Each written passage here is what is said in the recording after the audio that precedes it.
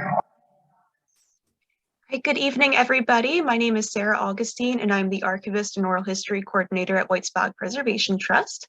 Thank you guys so much for joining us tonight with Greg Vizzi, author of The Original People, The Ancient Culture and Wisdom of the Lenni-Lenape People. And tonight he's going to be talking to us a little bit about the oral history conducted by Chief Quiet Thunder. And this is our last installment of the Harvesting Stories speaker series. So again, thank you so much for joining us. We ask that you keep your microphones off for the duration of this presentation.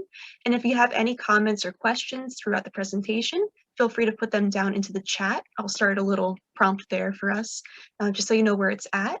But without further ado, here's Greg. Hello, I just want to thank everybody for coming out tonight.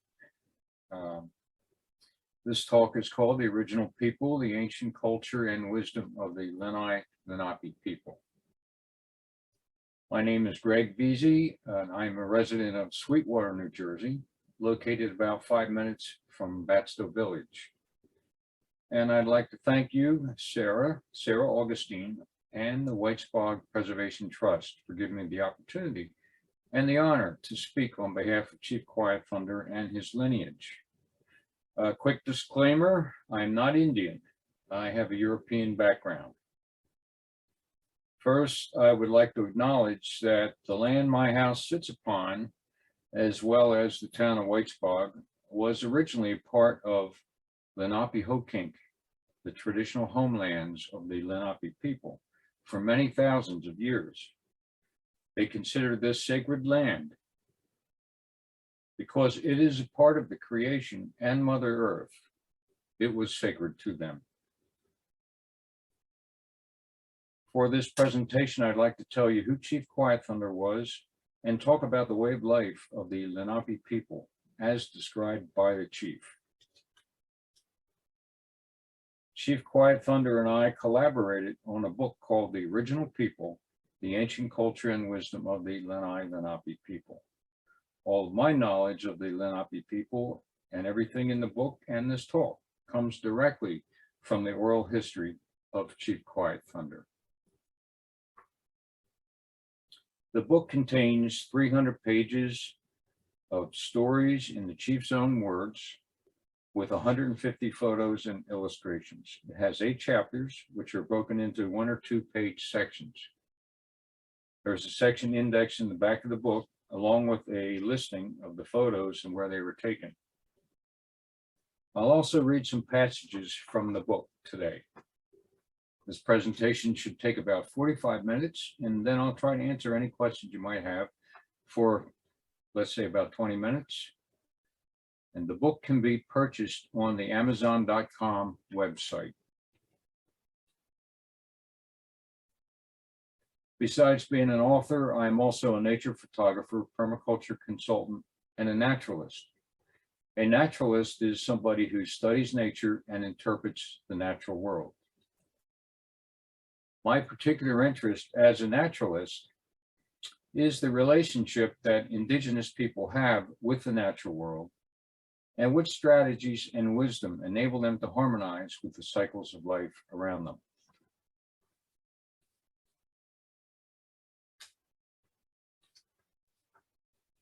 When I studied permaculture, I learned that many of the methods used in the permaculture design process were practiced by indigenous peoples around the world for thousands of years.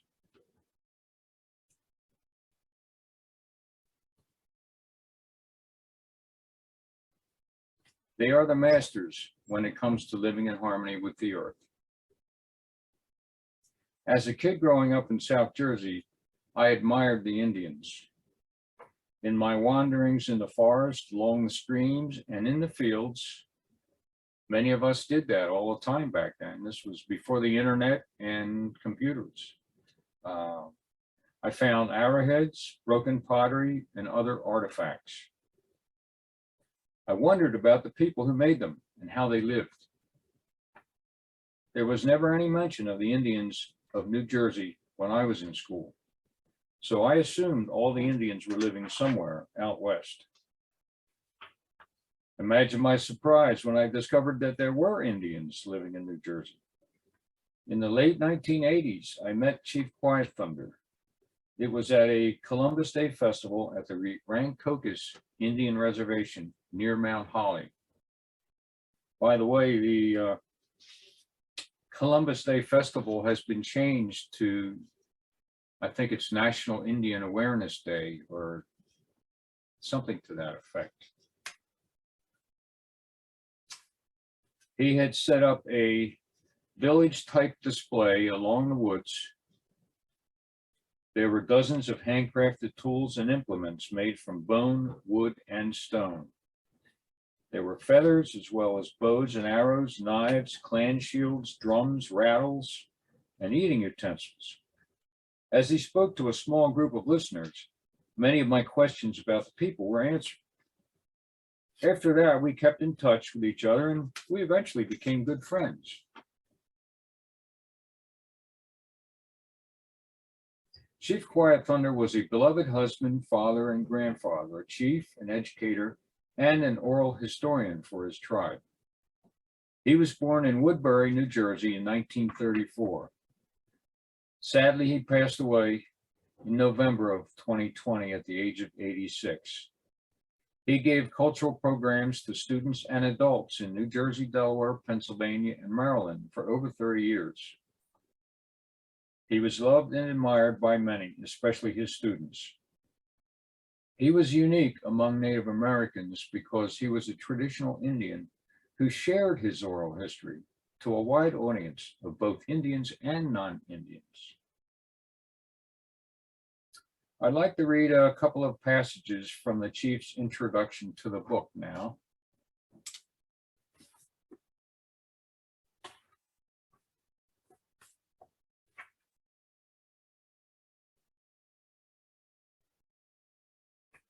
I am fortunate to know many of the traditional ways of the Lenni-Lenape. The name Lenni-Lenape means original people. For many years, I have talked to groups in schools, churches, parks, and other public settings. I decided I wanted to get down in writing the stories and history that I've shared orally over the years. My original goal was to pass on to my children and grandchildren the important spiritual beliefs of their ancestors and help them remember me. If I can also help other people gain a better understanding of the native people of North America, then this book will exceed my goals. This book contains an oral history of my people, their way of life, and their spirituality. It also contains some of my personal life stories and beliefs as a Native American in the modern world. I developed my beliefs through spending time in the wild, talking to elders, and maintaining the traditional ways. While many Indians prefer to keep their culture, traditions, and beliefs secret, sharing only within their tribes, I believe strongly that it is through sharing our rich past that Native Americans can have the greatest positive impact on the modern world.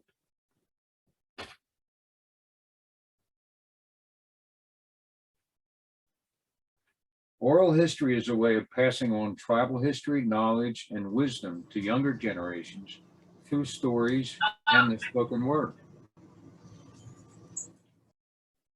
It was extremely important to the Lenape people because they did not have a written language. And in my opinion, they didn't need one. What is remarkable about this in human history is that the Lenape people lived a peaceful existence for thousands of years without war and without destroying their living environment. How they were able to do that is a thread that weaves throughout the book in their spiritual beliefs, tribal laws, philosophy, and cultural traditions. This is where a lot of that ancient wisdom comes into play. This is a map of Lenape-Hoquink, the traditional homelands of the Lenape people. In the book, the chief talks about the Lenape culture and way of life before European contact. I would put the time frame for this book and map to be about 500 or 600 years ago, right before and just after European contact. As you can see, their homelands extended quite a bit beyond New Jersey. And I don't know if you can see my cursor here, but I'm using it as a pointer. And you can see the outline of the state of New Jersey right here. And you can see how far their homelands existed way beyond that. Into southeastern Pennsylvania, southern New York, eastern Connecticut, and northern Delaware. Lenape society was comprised of 3 separate tribal groups. The Munsee tribe in the north, whose animal token was the wolf, and is the wolf. They are still very active up here. The Unami, or turtle, in central New Jersey, and the Unilaxigo, or turkey, in the southern part. Now, this isn't an exact explanation of where these people are. It's just that they were major concentrations of them in these separate areas. But there was a lot of tribal relations between them, and they were all related.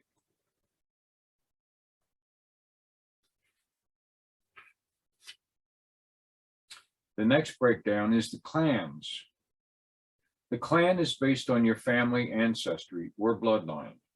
The clan system was designed to prevent intermarriages within the same family or clan. You cannot marry within the clan, the same clan, obviously.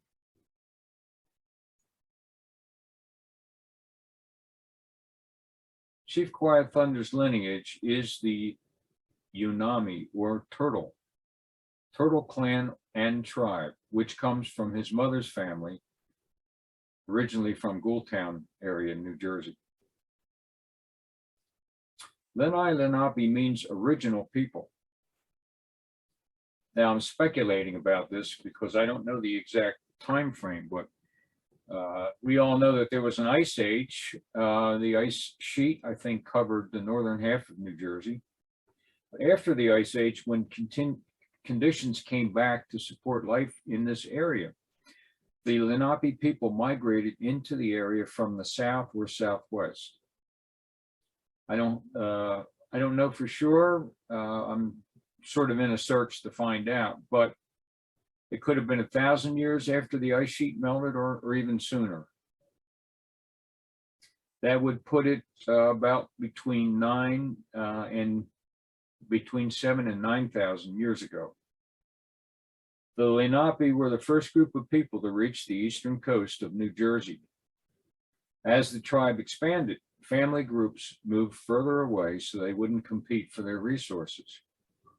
They eventually became the Algonquin-speaking woodland Indians. That's why the Lenape are known as the grandfather tribe among the woodland Indians. They are all distant cousins and related by marriage.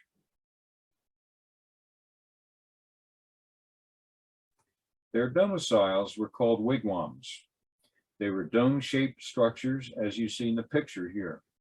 They were comprised of arched saplings tied together with ribs.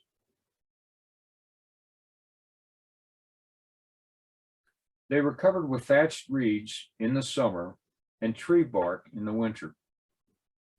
They were built big enough for one family and varied in size depending on the number of family members. There was a central fire and a smoke hole at the top. In the summer, the people lived mostly outdoors and slept inside at night.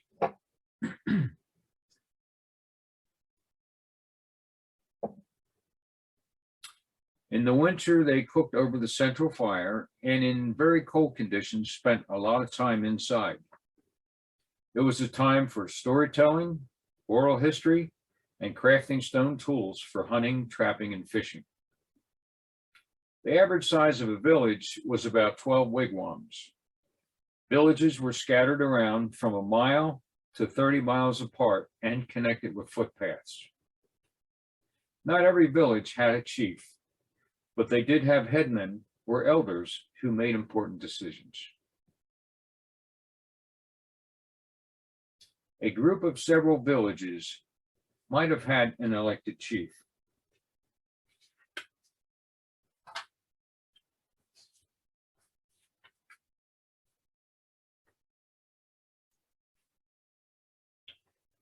The Lenape people lived in permanent villages in the dense forest, close to food sources, and traveled to their seasonal camps every year to follow the harvest.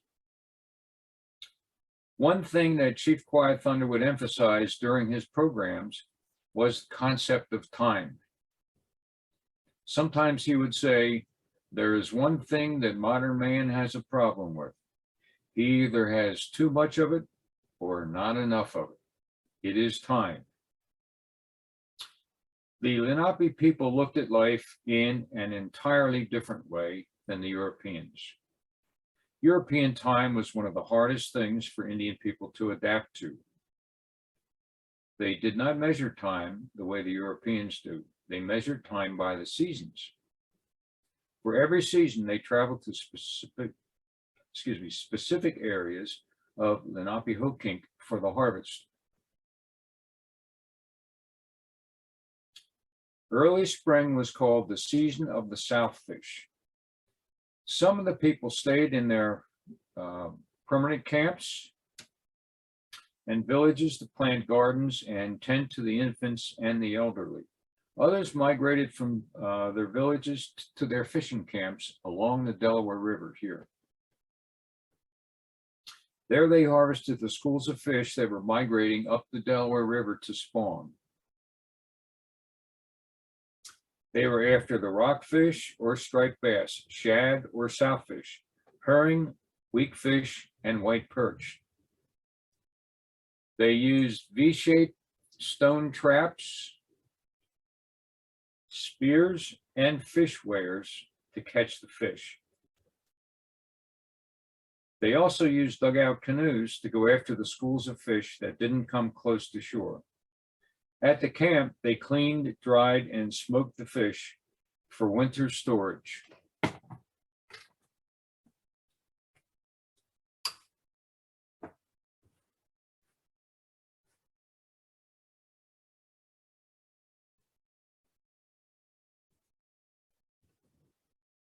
Midsummer was when they held the Green Corn Festival. Corn was a very important crop to the people. It was often planted as a system called the Three Sisters. A lot of people have heard of that. Many of you might have heard about it, referred to as the Three Sisters. And it was corn, beans, and squash that were planted together. All three were very compatible with each other. Today, we call this a plant guild. There was a ceremony to give thanks to the Creator for the gift of corn, followed by a feast.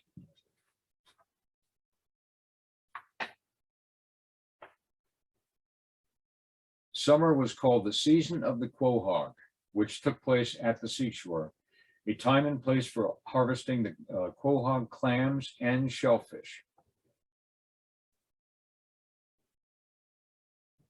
As they walked to their destination across South Jersey, they might stop at a village and visit relatives.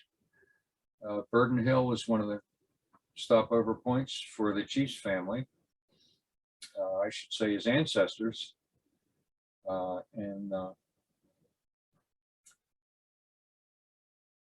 was no hurry, but they walked at a very relaxed pace. They may stop and spend the night at other villages on their journey. Town was another place east of Bridgeton. There were villages all along, and there was no hurry, so they might stop and spend a day or two, or maybe even a week. They eventually got to their destination at the shore, and when they described the journey, they would say it took so many sleeps to get there.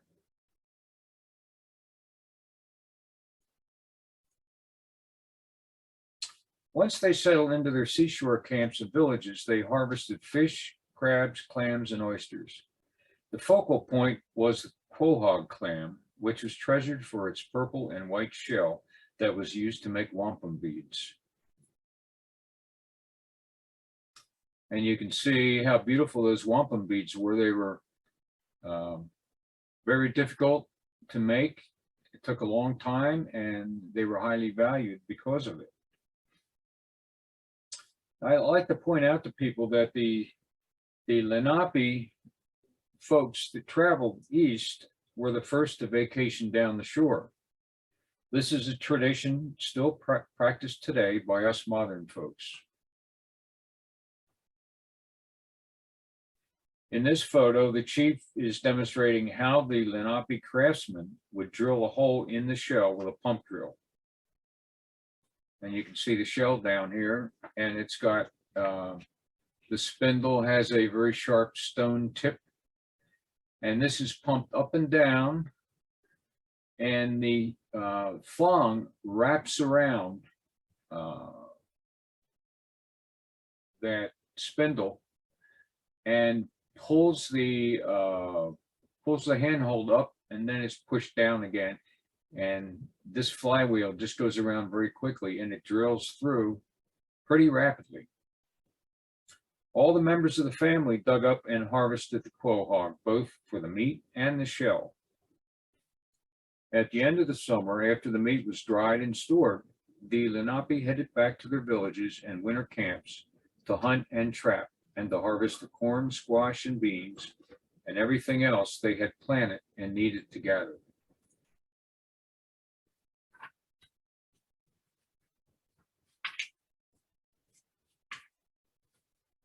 Fall was the time for the hunters and the trappers to harvest the fur-bearing animals. The white-tailed deer played a vital role and provided so much for the Lenape people.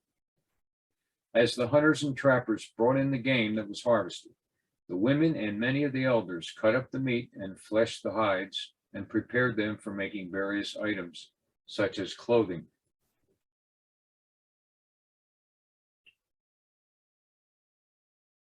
Everyone had a role in this process. They were taught to never take more than they needed from the natural world and not to waste anything. As the bison was so essential to the Plains Indians, the white-tailed deer played a similar role in the Lenape world.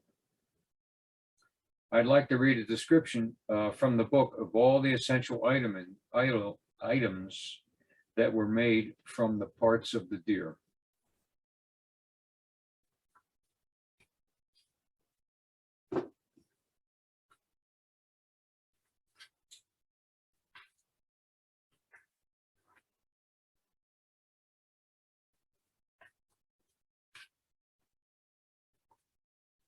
Every part of the animal was used. Nothing was wasted. The hide was used for moccasins, breechcloths, shirts, vests, leggings, belts, dresses, winter clothing, and cradles, bedding, pipe bags, pouches, quivers, and dolls. Deer hides were also used to stalk deer and other game. Rawhide was used for containers, medicine bags, moccasin soles, rattles, drums, drumsticks, clan shields, splints, ropes, thongs, knife cases, tomahawks, armbands, belts, and glue. The brain was used for hide preparation, tanning. Sinew was used for thread, bowstrings, and glue. Bones were used for knives, arrowheads, arrow straighteners, awls, game dice, needles, deer clan symbols, hoes, and scrapers. The antlers were used for arrowhead napping and flaking, headpieces, and moving red-hot rocks into the sweat lodge. The toes were used for ankle rattles and glue. The stomach contents were used as a poultice for frostbite treatment. and skin infections and diseases. The marrow from the bones was used like butter. Oops, excuse me.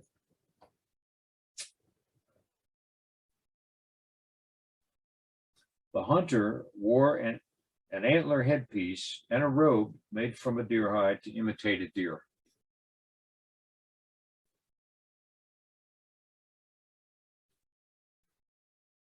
Even animal scent was used to attract game. Deer urine was used to attract deer to an area. The scent gland of a beaver was smeared around a trap to attract other beavers.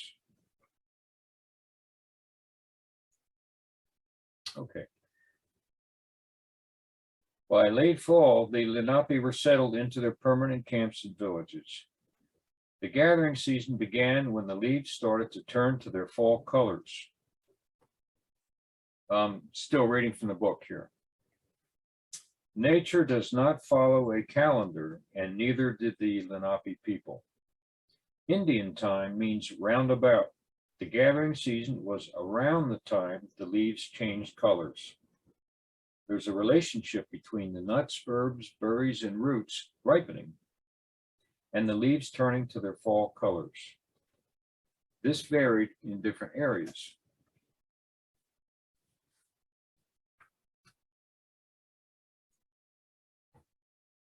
This is the time to gather and harvest everything for the people will need to carry them through the cold winter months. Families will soon be gathering the acorns, the nuts, the berries, the roots, and herbs they need. Everyone participated.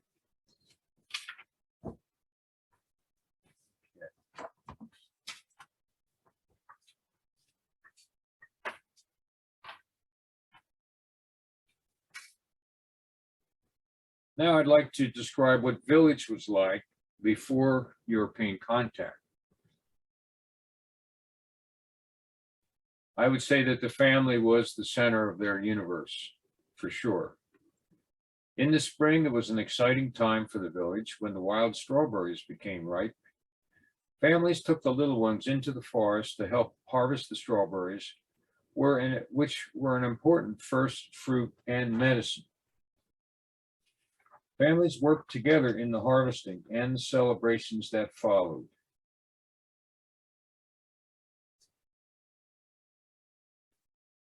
Now, the little ones, they learned early on to cooperate as a group. This was the beginning of tribalism for them, as all the group cooperated together. It's a learning process. It's fun. There's ceremony, there's food, there's cooperation, respect for the teachings, and respect for all that nature provided. Those families became strong and unified because those seasonal activities involved the children at an early age. Strawberries were the first spring fruits. The chief would explain that there's a lot of power and a lot of medicine in strawberries. The celebration that followed the strawberry harvest still goes on today in many hamlets and towns that hold strawberry festivals. They probably don't realize that those festivals originally came from the Lenape people.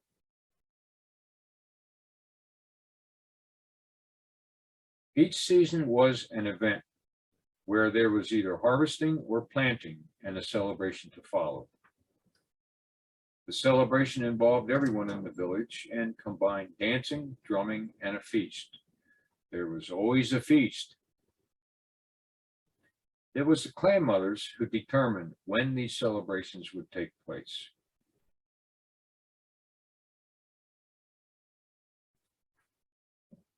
The Cradleboard.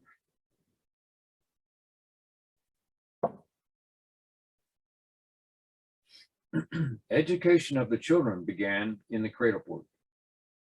It was more than just a means to carry the baby from one location to another. When the mother went into the garden, she hung the Cradleboard on a tree overlooking the garden. The baby watched its mother working, saw the sky, the clouds, the land, the forest, and any animal and birds in its vision. The baby experienced the wind, the colors, the sounds, and smells coming from the garden, and made a connection to the natural world through its senses. Later, when the mother brought the baby back to the village, she hung the baby up in a tree in the village area. Now, the baby had a chance to see all the relatives there in the village, the language spoken, and watch all the activities that were taking place. The scientific world has discovered that babies carried in that fashion develop very quickly because they see life just as it is. They see it in all dimensions. As soon as they were old enough, children began their education and training to prepare them for adulthood.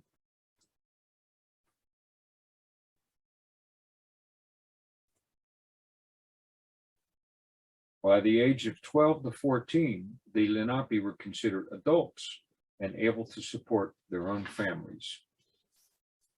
The men were responsible for teaching the boys all about the natural world.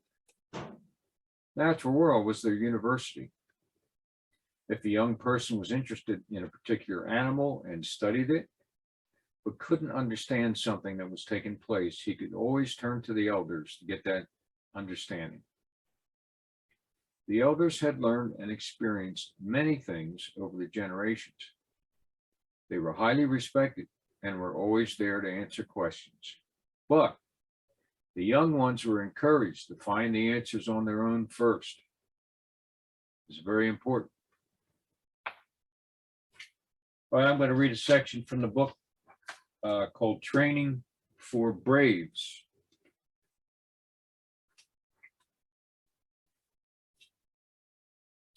We referred to our young men as braves.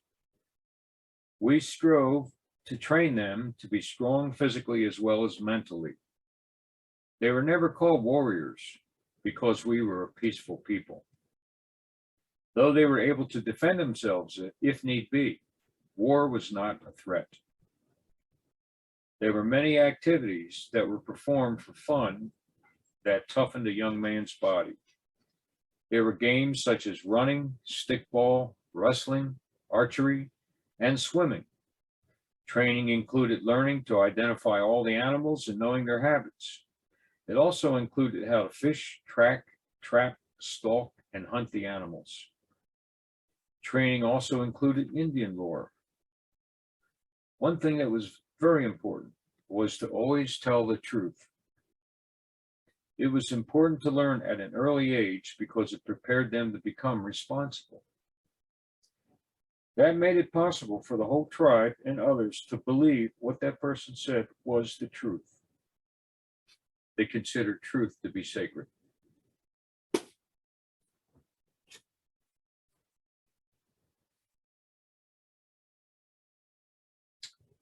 Children were given ceremonies by the tribe for their special accomplishments while growing and learning.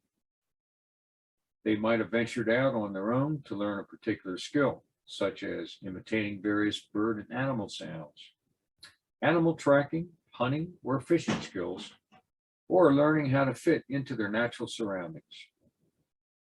Those children were given a ceremony to encourage them to continue on their path and realize that the tribe was proud of their achievements.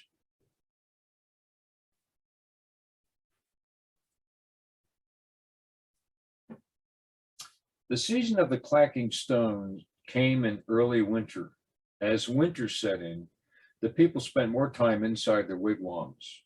They made sure they kept their activities interesting and engaging. There were many functions and activities that kept the young ones physically and mentally active. Winter was a time to teach the children how to make all the various tools and crafts. Stones were used to make hatchets and corn grinders. The name of the season comes from the clacking sound when stones are hit together to form a groove in the hatchet stone or to shape a stone into a tool. Because most villages were near waterways, it was said you could hear the sound of the clacking stones in a village from a great distance. Sound travels far along those waterways.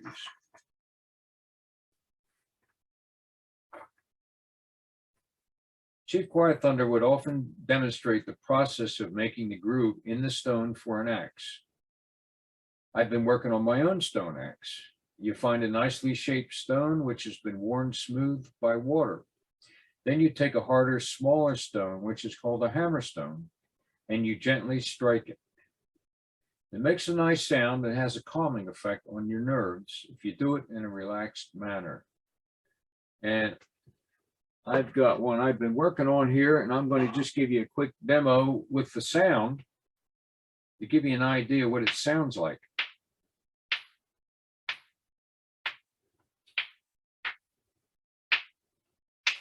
It's just a very slow motion, and before you know it, a groove is worn, one grain at a time.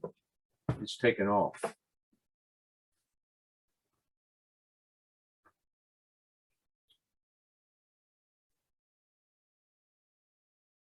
In Lenape society, women played a vital role.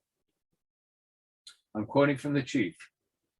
The Creator gave the obligation to reproduce to the female of all species, be it animal, human, plant, bird, fish, or insect. To bring forth new life is an awesome, sacred responsibility.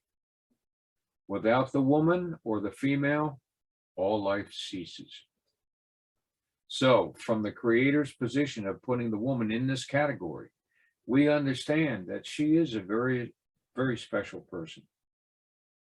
She is the most important person because only she can bring forth new life.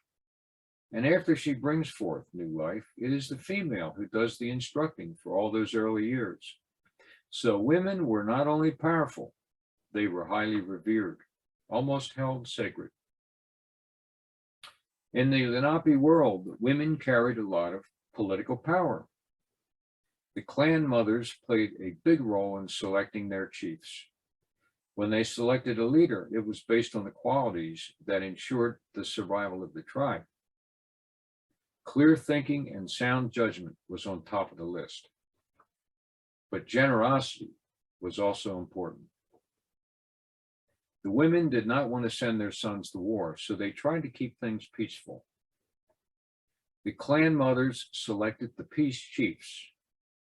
The key to resolving disputes between tribes was the influence of the clan mothers and their peace chiefs. However you word it, it's crucial because it shows the drastic difference between modern society and traditional Lenape culture. Hopefully, modern people can relate to our traditional way of life.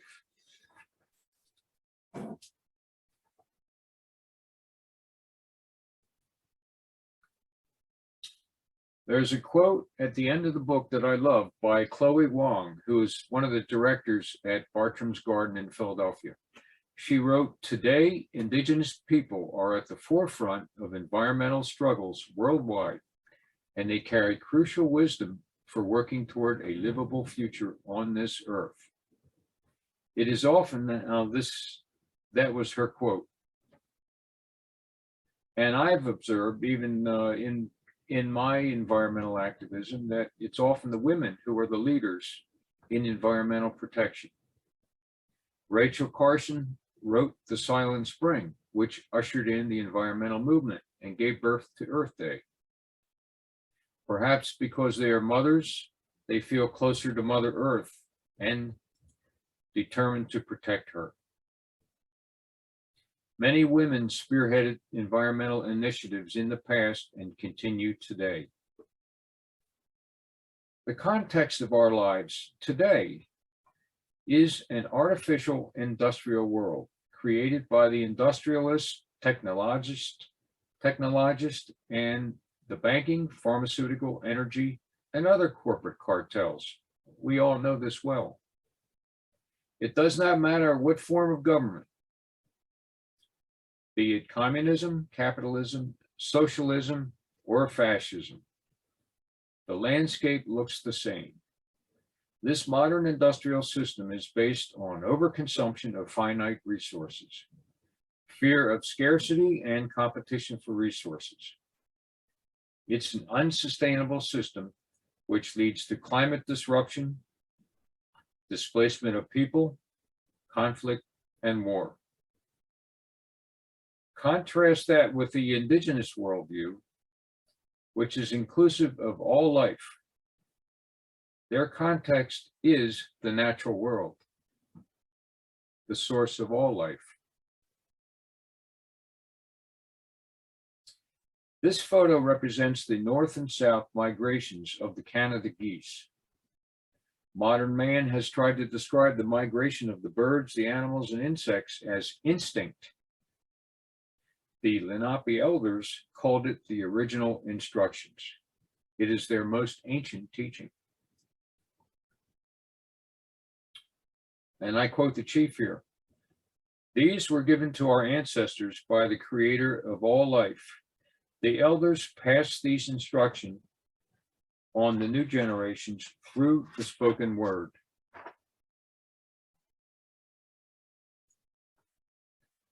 The Lenape followed those instructions as a sacred obligation. That was what kept us in harmony with nature. All living things follow these original instructions except man.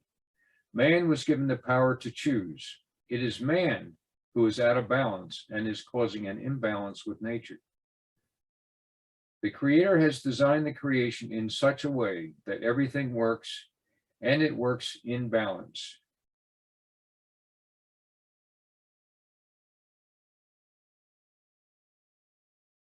Traditional Indian people followed the original instructions given to man. Never take more than you need from nature. Never feel that you are superior to nature. Always respect nature and learn to live within the natural cycles, to be as one with nature.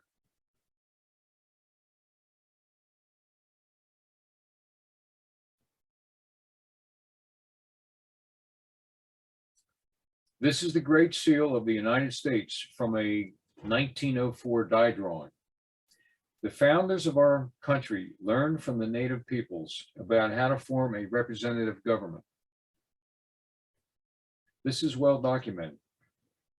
The United States government is a system inspired by the Iroquois Confederacy.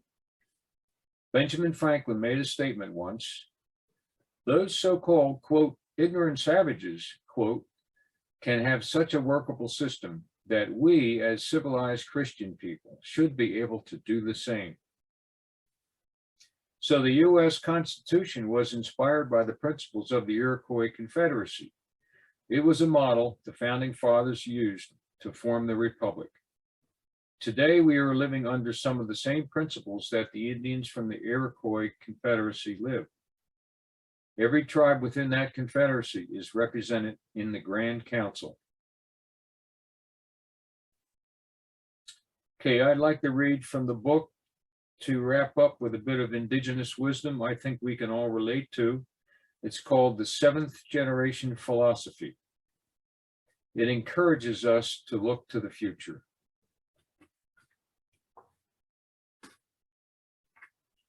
And this is coming from the book.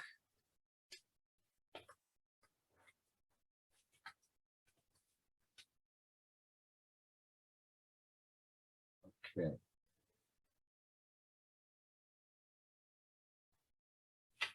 The seventh generation philosophy states that for all of nature's gifts we enjoy today, we have a sacred obligation to ensure that 7 generations of people in the future will have those same gifts. Not to live just for today or to live for oneself, but to live for 7 generations in the future. We tried to never take more than was needed and always put something back in return. We used everything we harvested, giving thanks to the Creator for all those gifts.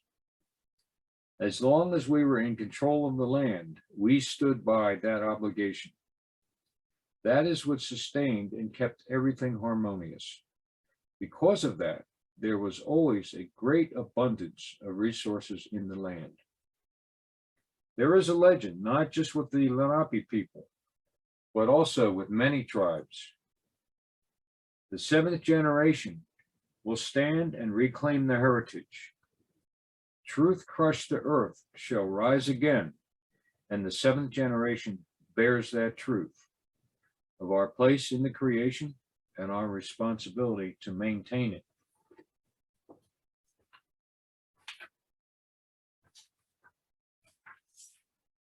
Okay.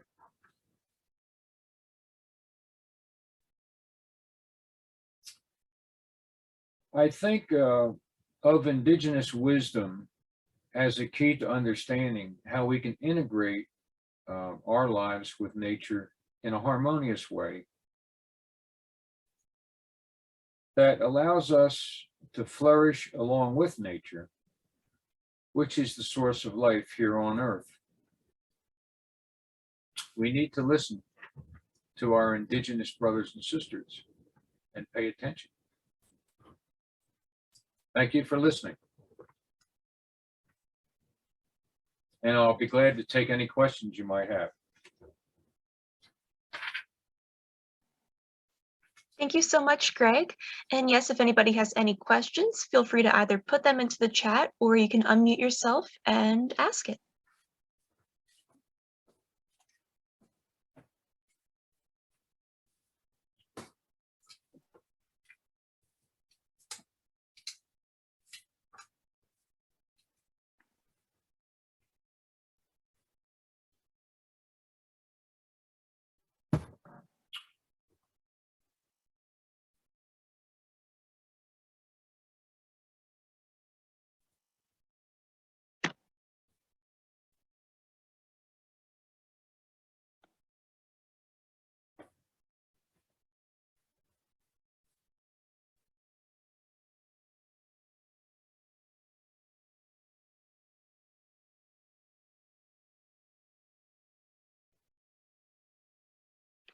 Cindy is asking, do you continue to have a relationship with any of the chief's ancestors?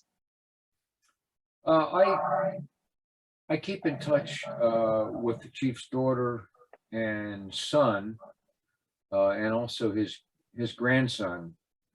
But COVID has kind of messed up communications between people, and we really don't communicate that much anymore. They're very active. The chief's daughter, Shanna, is very active with her kids' sports, and I think they're really focused on the family. But I'm always open to speak to any of them. I try to include them in things that I do.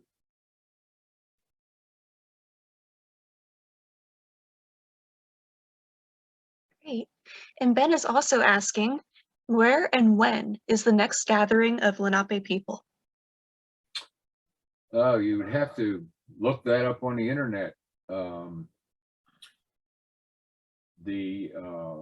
Nanticoke people have a big powwow down in Delaware, and the New Jersey Lenape tribe is active in the Bridgeton area, and they have websites. You can go to their websites and find out.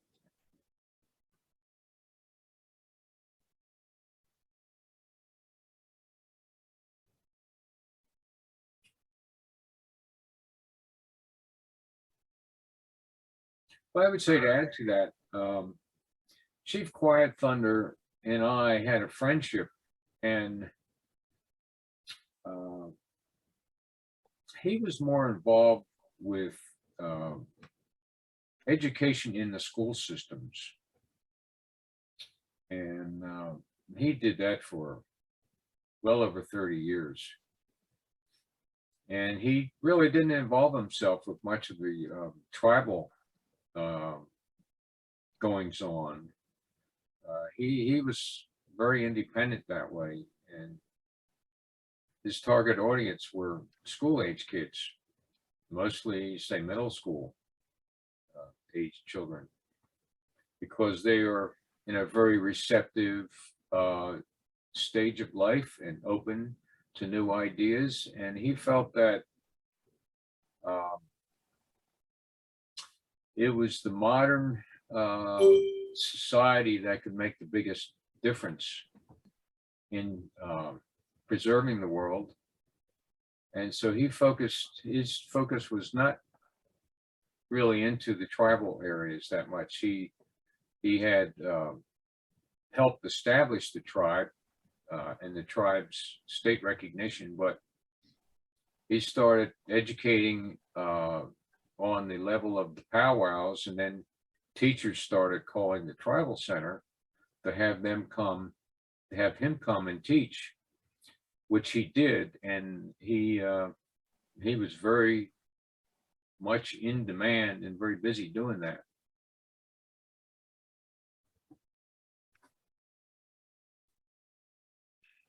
Cindy's asking to follow up on that. Do you do any programming yourself with schools to continue the story? No, I don't. I've encouraged Avery, his grandson, to do that, and I'm sure he will. But right now, I think he's very busy in school. And you know, kids these days, they've got them over scheduled with sports and everything else.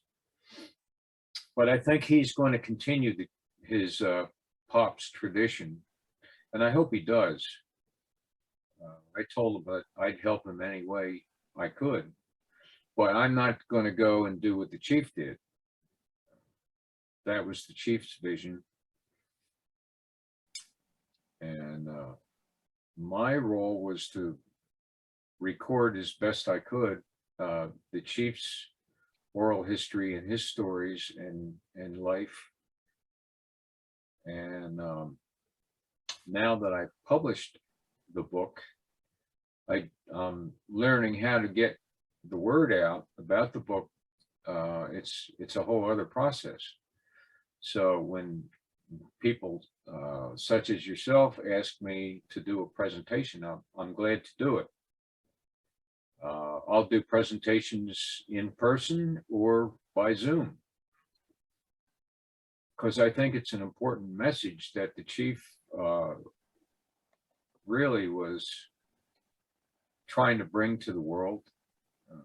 Here's a people that had an incredibly successful way of life for thousands of years, and they had no war, and they did not destroy their resources. And how the heck did they do that? I was just amazed, and it's all embedded in their culture. And I think you're not gonna find too many civilizations that lasted as long as theirs did. And if Europeans never stepped foot in North America, they would have a thriving culture right now. This place would be literally a Garden of Eden, the way it was when they lived here.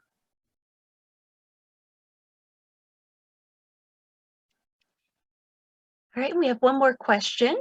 Is the chief buried in a special burial ground or cemetery? That's a good question. You know, I don't even know where he's buried, to be honest. I went to the funeral, but I'm not sure where he is buried. The last contact I had with his family was about a year ago. I think they had a dedication. They dedicated a bench for him, and just very close family members were there, and close friends. And no, I never inquired about that, so I couldn't say. You know, in the book, you'll have to get the book, because it's very interesting what he says.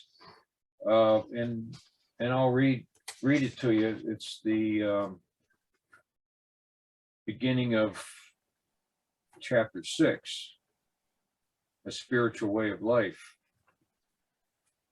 Now, this is a good way to think about it because this is the way he thought about it. Okay. See if I can find it here. Okay. He wrote, "When I pass on and return to Mother Earth, my spirit will be a part of all creation. I will be here in the wind, the rain, the snow, the mountains, the creeks, and the forests." So that's about the way I think about where he is. I live on the Mullica River, and we spend a lot of time here at my place fleshing out the book. And he loved the view of the river from my couch. And when I look across the river at the island and the clouds and the trees, I think of him. I think that he is out there. And that's the way he would like to be remembered, I think.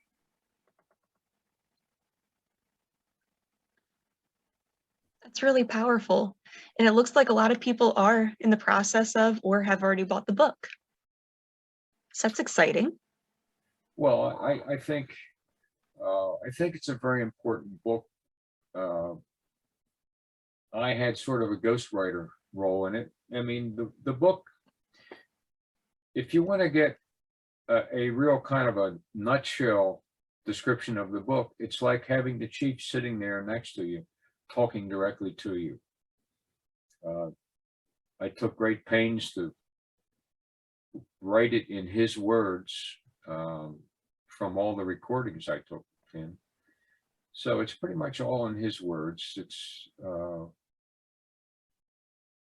there's a lot of wisdom there, and it's not well, there's also some entertaining stories and some humor, and it's not all seriousness, but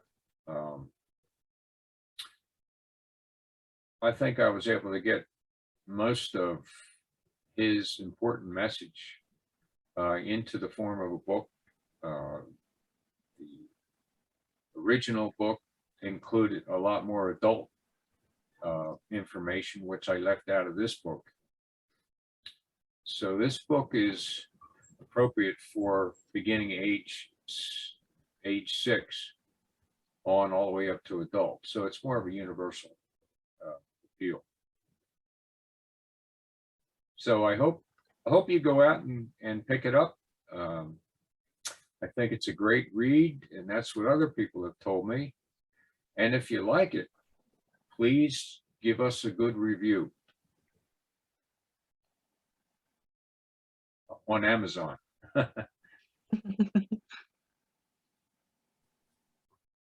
So if you want to contact me, I'd be glad to correspond with you. My email is greg@natures-wisdom.com. And that's the name of my website. And there's information about the book on the website, and also more information about Chief Quiet Thunder. Great. And there's one more question that has just come through. Sure. 2 more questions.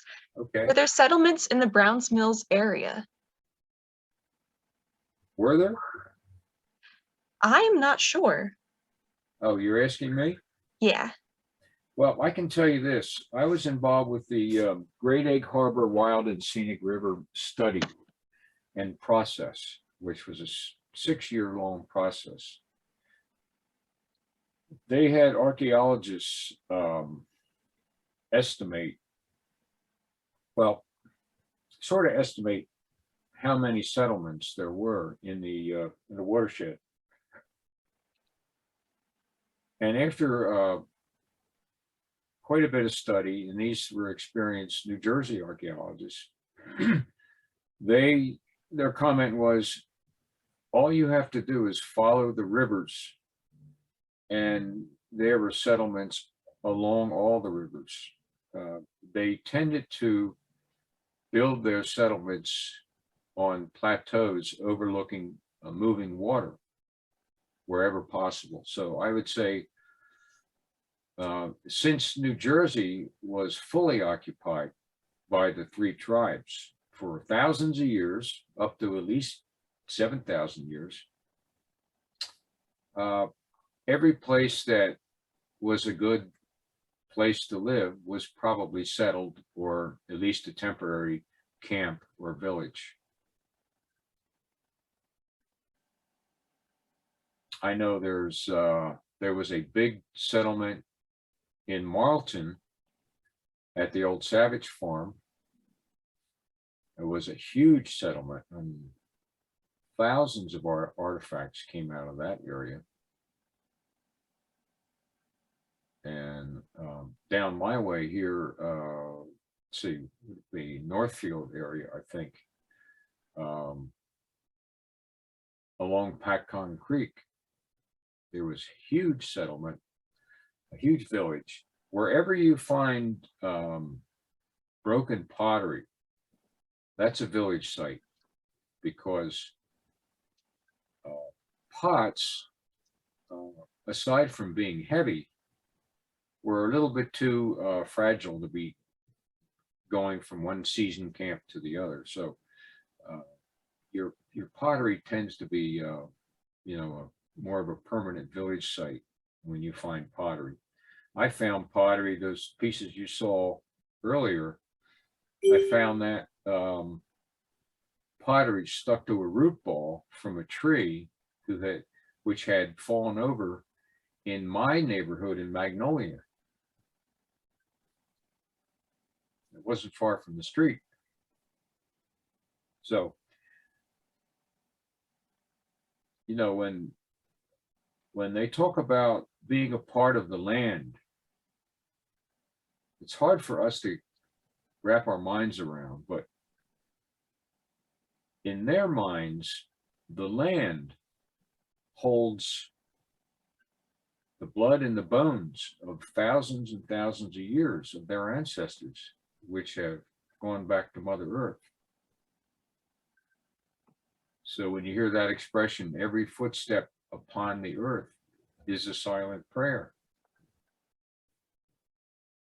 You don't walk across a gravesite in a graveyard, but you think about all the Indians that lived here in New Jersey and North America in general. The landscape is loaded with grave sites. We just can't see them. We don't know where they are.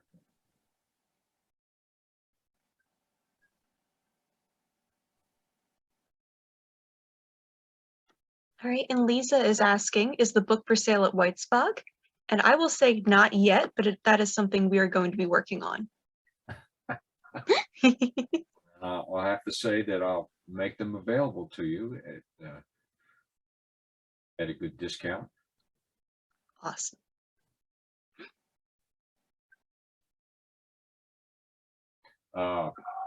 The Pinelands Preservation Alliance has them in their bookstore. Yeah, I would much rather share royalties with Whitesbog and Pinelands than Amazon. Amazon really doesn't need any money. They're doing quite well. And if you know of any organizations or historical society that you think might be interested, pass this on to them. And I'm trying to get the book out to as many people as I can. And just learning how to do that is a process. So, and these book presentations help a lot. But I would love to get these in the school systems. I kind of designed it to be like a textbook in a lot of ways, with a lot of pictures and easy to read format.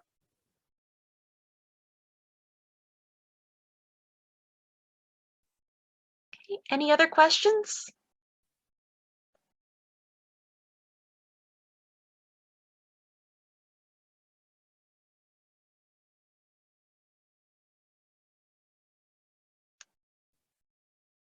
No burning questions from the peanut gallery? Well, thank you so much, Greg, for joining us tonight. I really appreciate you doing this for us. Well, you're quite welcome, Sarah. I appreciate the opportunity. Yeah, we hope to have you back soon. Well, I'm certainly welcome to be back. Awesome. Glad to be back. Yes. Maybe I'll come in person next time. Yeah, we would love that. Great. All right. Oh, Lisa's saying a book signing at Whitespog, and I concur. All right. We I'm will be there. in touch. Let's do it. All right. Thank you, everyone. Have a great night. Thanks for coming out. Good night. Good night.